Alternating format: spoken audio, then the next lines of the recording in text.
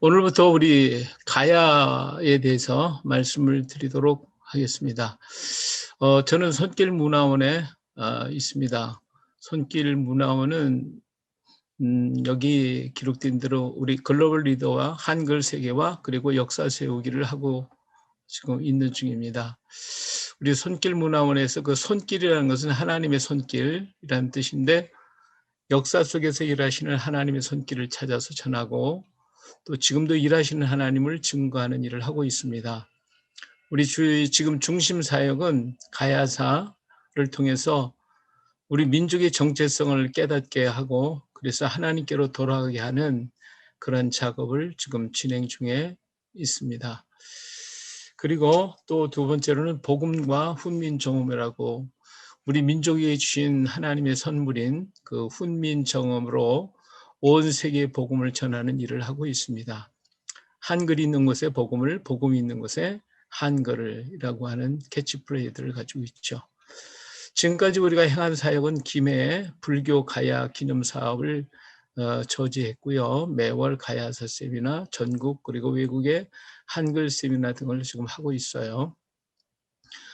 그리고 사도 도마의 그 성지순례를 우리가 향하고 있는데, 우리나라의 영주 지역, 울진 삼척 지역, 포항, 경주, 그리고 김해, 함안, 합천, 고령, 진주, 산청, 남해, 나주, 공주 이런 곳에 그런 유적지가 있습니다. 이런 것을 우리가 방문해서 같이 다니고 있습니다. 제가 쓴 책으로 쓰는 사도 도마와 아시아 교회라고 해서 2017년에 한 책이고요. 그리고 두 번째로는 복음과 훈민정음 2019년에 저술한 책이 되겠습니다. 그리고 실용 한글 2011년에 썼고요. 룻기가 2014년에 기록된 책이 되겠습니다.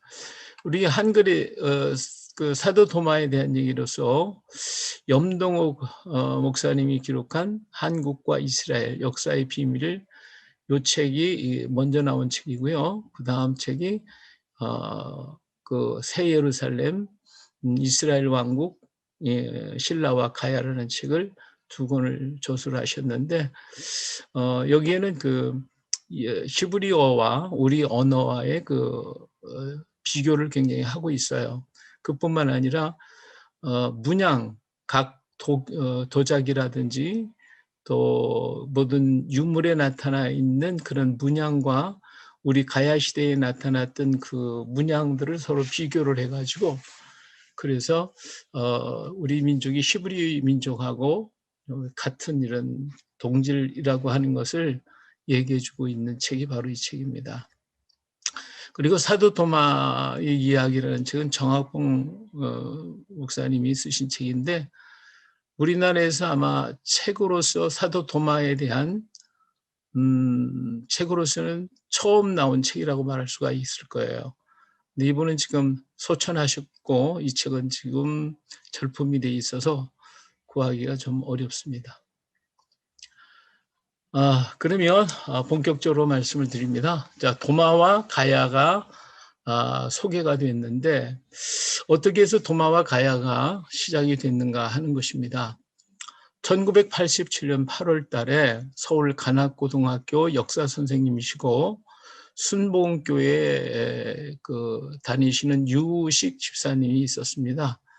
이분이 경상도 지역에 있는 그런 유적지를 탐방하며 다니다가 기도 가운데서 경북 영주에 가면 거기에 도마상이 있다라고 하는 그런 얘기를 듣고, 그리고 영주에 가게 됩니다.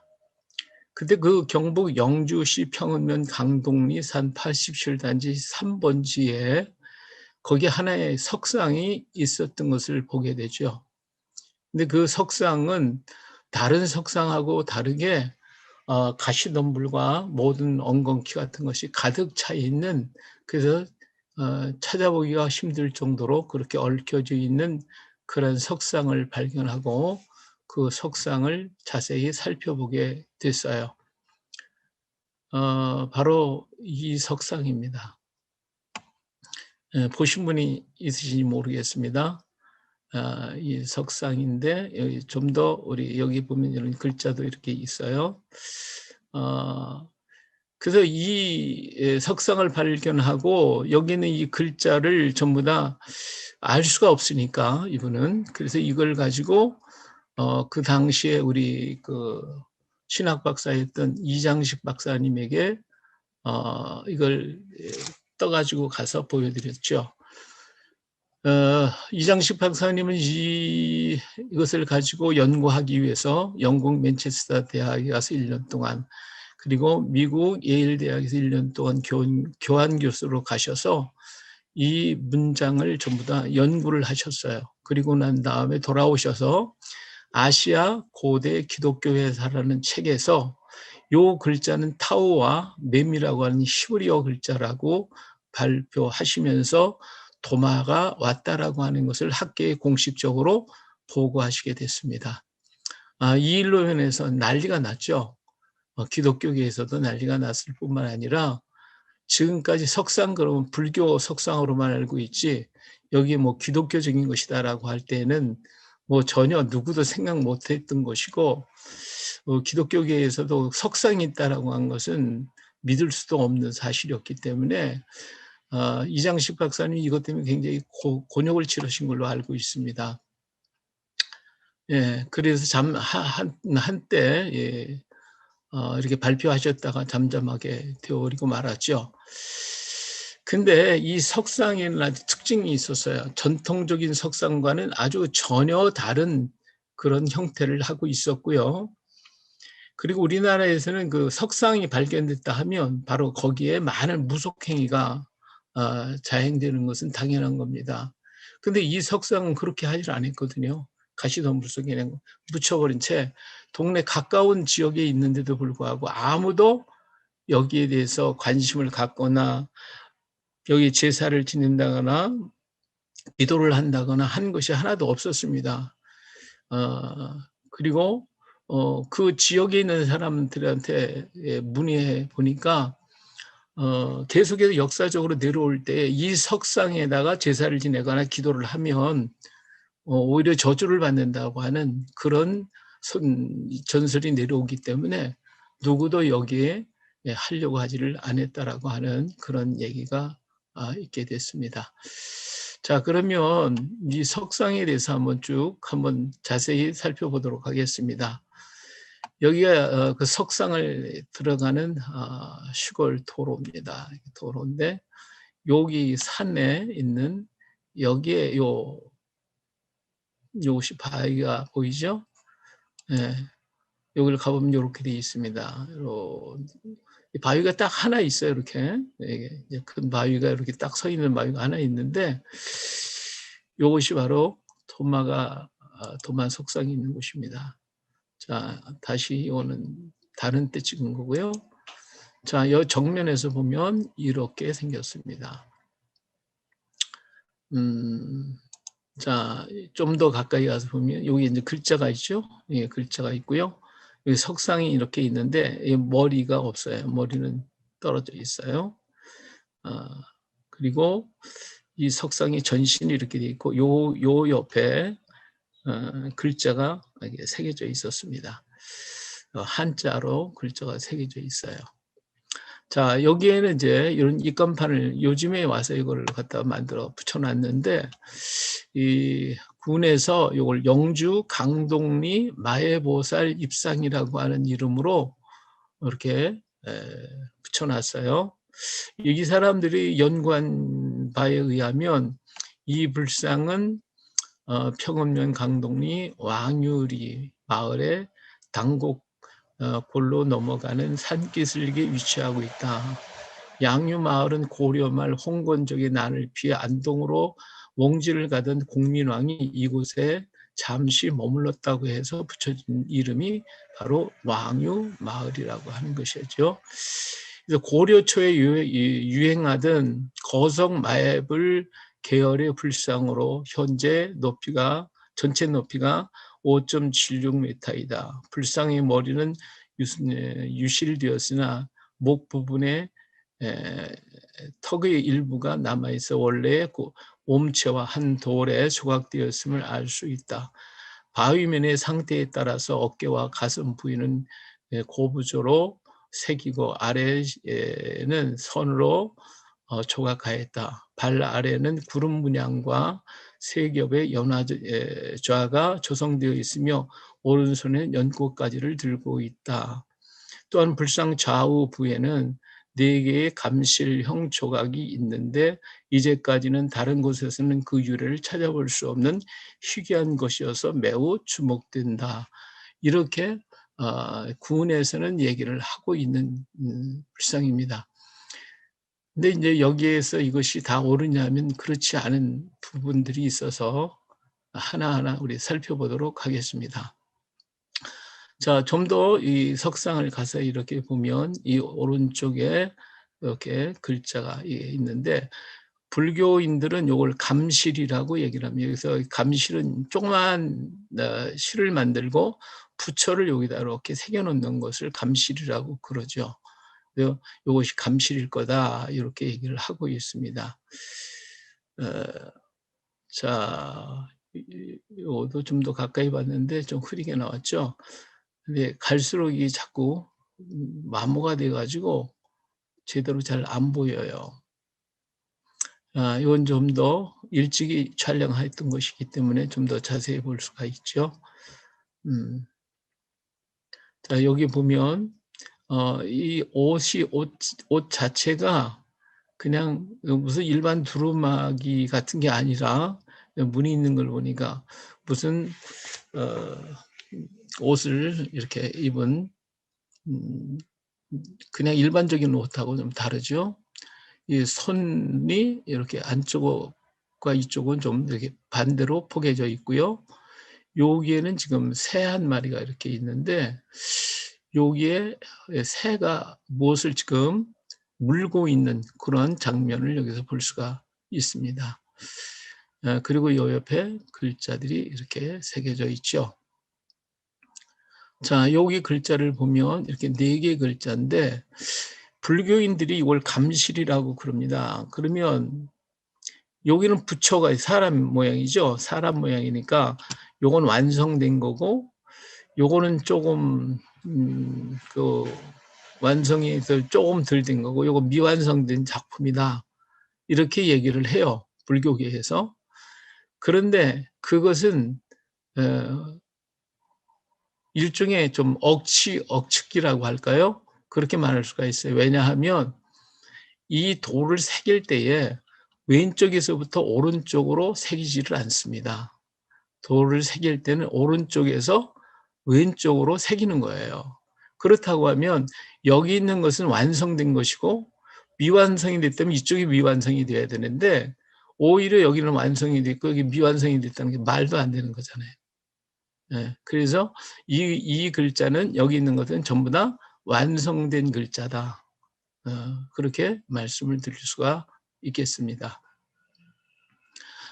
그리고 이 석상의 맨 아래를 보면 이렇게 발이 이렇게 나오는데 발가락이 이렇게 나와 있어서 이 샌들을 신은 모습을 볼 수가 있어요. 이 샌들의 모습이니까 이 석상은 우리 동양적인 전통하고 전혀 다른 이스라엘 사람들의 발 모양이 여기 이렇게 그대로 나와 있다라고 하는 것을 볼 수가 있죠.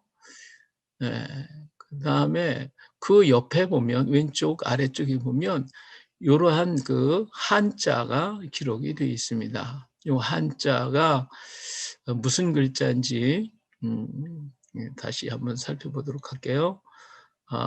이게 이렇게 또 요 밑에 보면 또 하나 이것도 글자라고도 보기도 하고 아니라고도 하고 그러는데 두 가지 견해가 있어서 이걸 보여드리는 것입니다. 자, 이제 좀 더 요 석상만 자세히 보도록 하죠. 손가락을 좀 여기 손가락 모양을 좀 자세히 보세요. 손가락이 어떻게 하고 있어요? 예, 손가락이 엄지 손가락하고 장지 손가락하고 이렇게 붙여 있는 그런 형태이죠. 그리고 이 오른쪽 손도 마찬가지로 이렇게 꽂고 있는 그런 모습을 하고 있습니다.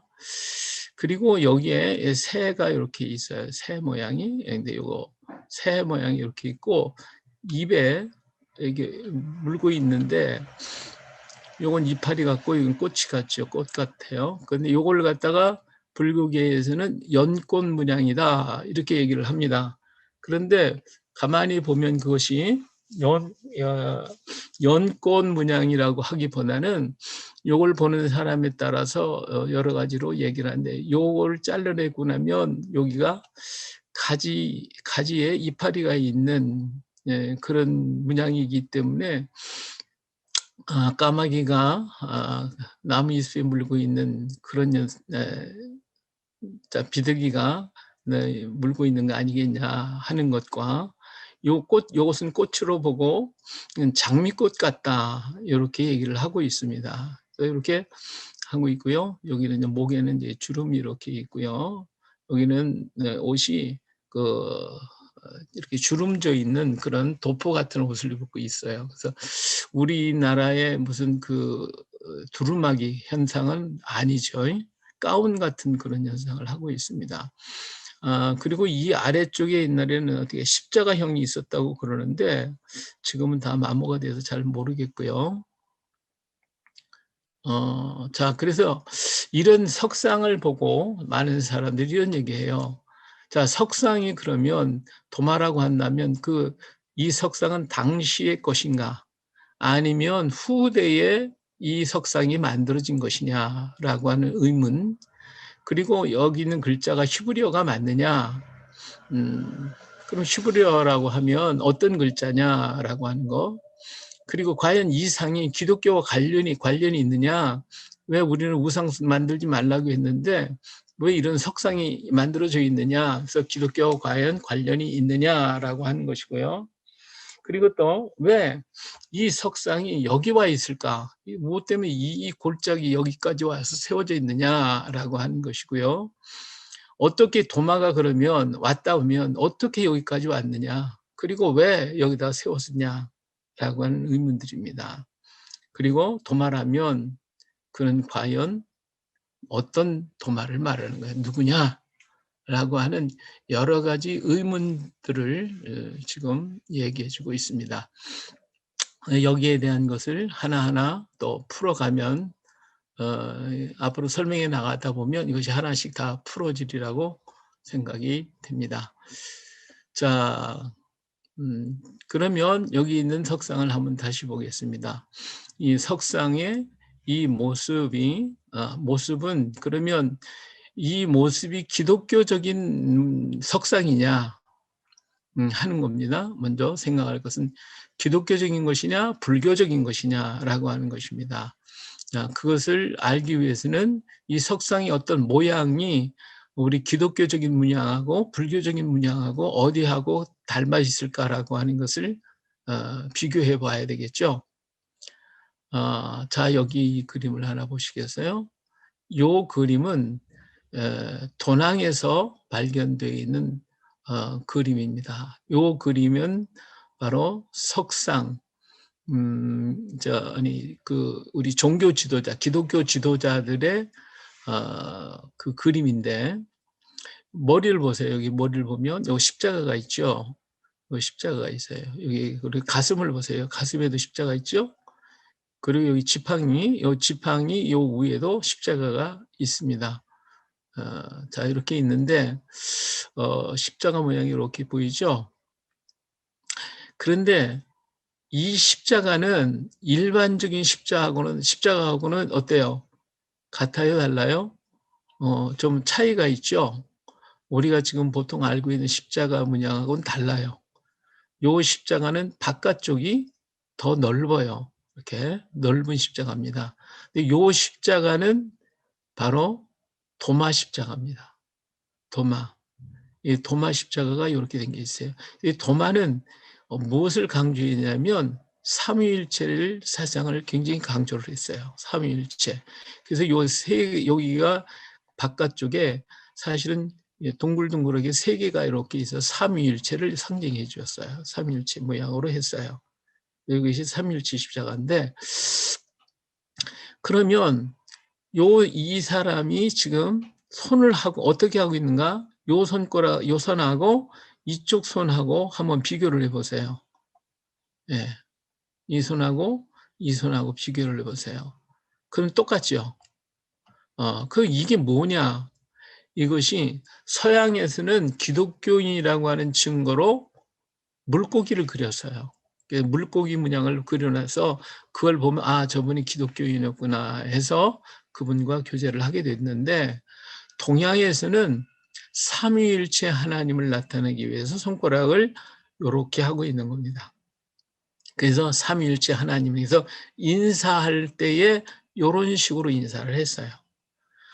물론 지금 불상을 가서 보면 요렇게 하고 있는 불상들이 굉장히 많이 있어요. 근데 그 불상은 원래 모습하고는 달라요. 이것을 아마 기독교의 문양을 그들이 오히려 차용해 가지 않았을까, 그렇게 생각할 수가 있습니다. 원래 기독교인의 동양에 나타나 있는 기독교인의 인사법입니다. 이게 인사법. 삼위일체 하나님이십니다라고 하는. 그래서 요 문양을 볼 때, 여기도 마찬가지로 글을 볼 때에 요 문양을 보니까 이 석상은 기독교의 석상이다라고 하는 것을 증거할 수가 있습니다. 예, 그리고 여기는 새가 이렇게 꽃을 물고 있는데, 이게 연꽃이라고 그러면 연꽃 문양이 아니거든요. 그래서 이걸 장미 문양이라고 그러는데, 기독교인들의 그 상에는 장미를 들고 있는 경우가 많아요. 장미 문양이고 새가 장미를 들고 있다. 아니면 그냥 우리 비둘기가 감람나무 잎새를 물고 온 그런 모습과 같다. 이렇게 우리가 볼 수가 있겠습니다. 그래서 이 석상은 보니까 이런 것에 의해서 기독교적인 문양인 것을 알 수가 있습니다. 자, 그다음에 여기는 글자입니다. 요 글자가 그러면 무슨 글자일까? 히브리어에 요 글자는, 요 글자가 타우자고 요것이 맴자입니다. 예, 맴자. 그리고 요거는 기도하는 손이라고 얘기를 하고 있어요. 근데 요것이 약간은 좀 기도하는 손일까 아니면 다른 의미 있을까라고 하는 것은 아직 풀어지지 않고 있는 것입니다. 그리고 앉아 있는 사람이니까 요걸 그대로 해석하면 도마는 기도하는 사람이다, 요렇게 얘기를 할 수가 있습니다. 근데 여기서 이제 글자의 문양이 이제 문제가 되게 있어요. 하나는 뭐냐면 요 글자가 왜 타우냐는 것이죠. 이 글자가 왜 타우냐? 히브리어에 보면 이 글자의 이런 형태의 글자는 헤트, 해나 헤트 글자가 아니냐. 그렇다면 이건 맴자는 확실히 맴자가 맞는데 이건 헤트나 해가 아니겠냐라고 하는 얘기입니다. 그렇다고 하면 이것이 타우가 아닌데 왜 그렇게 말하느냐, 그런 거죠.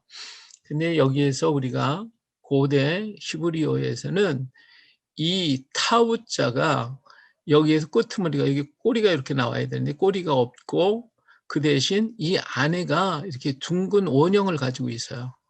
여기 타우나 해자는 여기 직각을 이루어야 돼요. 직각을 이루어줘야 되는데 이거 직각이 아니라 원형을 통해서 나타나서 이건 타우의 옛 글자의 형태라고 얘기하는 겁니다. 그래서 이것은 타우가 되고 맴이 되기 때문에 이건 도마가 되는 거예요. 도마, 톰이라고 하는 말도 되고 도마라고 하는 것이, 도마는 기도하는 사람이다, 이렇게 보고 있습니다.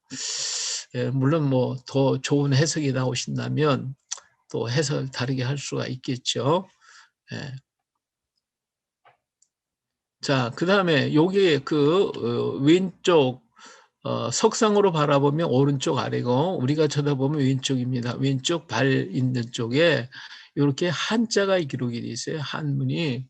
이 한문이 기록이 돼 있는데 이 한문 글자가 과연 어느 시대의 글자냐, 이 글자는 어떤 글자냐라고 하는 겁니다. 이 글자에 대한 두 가지 견해가 있습니다. 하나는 이게 이 지자고 전자고 행자다, 지전행이라 라고 말씀하시는 분이 있고요. 그 다음에 이걸 한 글자로 봐서 이건 전행. 그리고 요 밑에 아까 잘 안 보였습니다마는 일자가 있는 것 아니냐. 그래서 전행일이라 이렇게 읽기도 해요. 자, 그러면 요거 이제 탁본한 것이고, 요 옆에 있는 글자는 조금 다르죠. 예, 다른데 요 글자는 이 조국현 박사님이 쓴 글자입니다. 지금 대구에 있는 도마박물관 운영하시는 목사님이시고, 굉장히 붓글씨에 대해서는 굉장히 조예가 깊으신 분이십니다. 그래서 이분이 이제 이걸 전부 다 연구를 했는데, 이것이 전자다, 이게 지자다. 그리고 이건 전행일. 그래서 땅 끝까지 복음을 전하고 다닌 사람이다. 지전행이라고 하는 그렇게 해석을 했습니다. 그리고 이 글자는 어떤 분들은 그래, 이 글자가 후대 글자다. 그러니까 도마 시대의 글자가 아니고 후대에 새로 만들어진 글자다. 해서 여기에 대해서 의의를 제기를 합니다.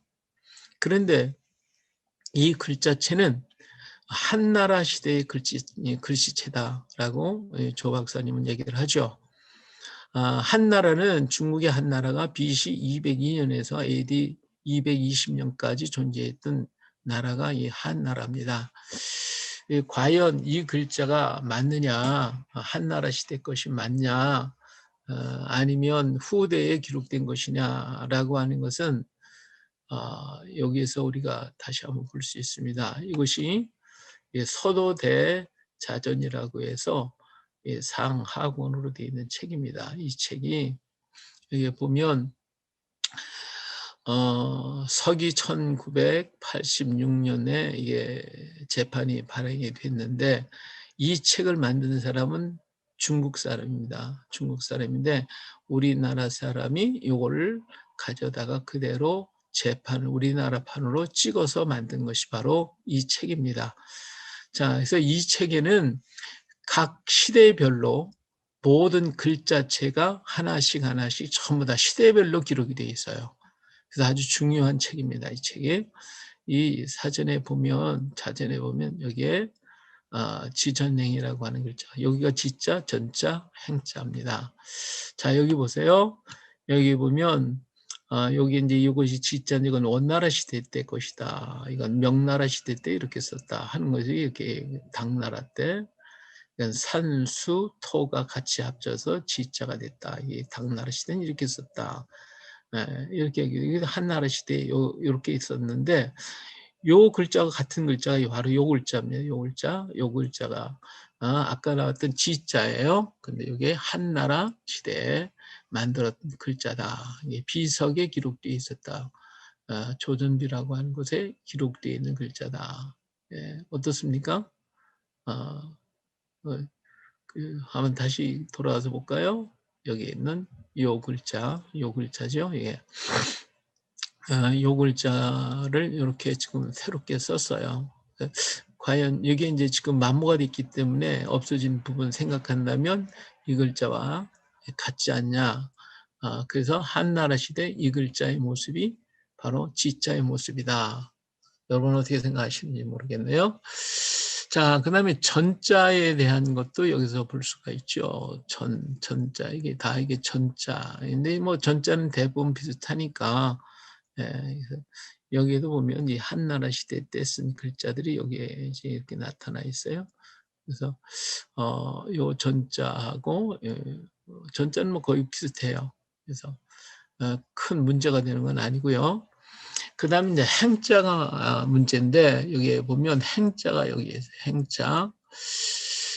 우리가 갈 행자를 쓰면 요 글자가 좀 특이하죠? 이게 한나라 시대 거란 말이에요. 한나라 시대. 여기도 마찬가지고요. 여기 보면 이 글자들이 한나라 시대 글자예요. 그렇죠? 이런 글자.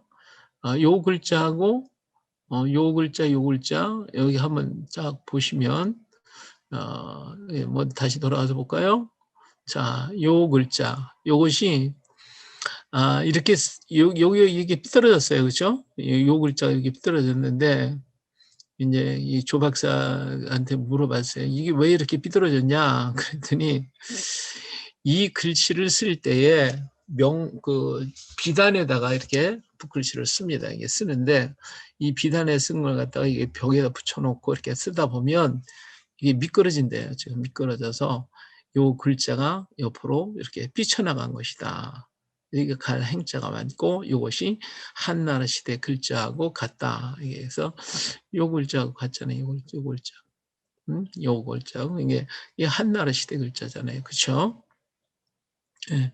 그러기 때문에 여기 지자 요 글자 하고 예, 전자 이 한나라 시대 글자 이 전자가 있어요.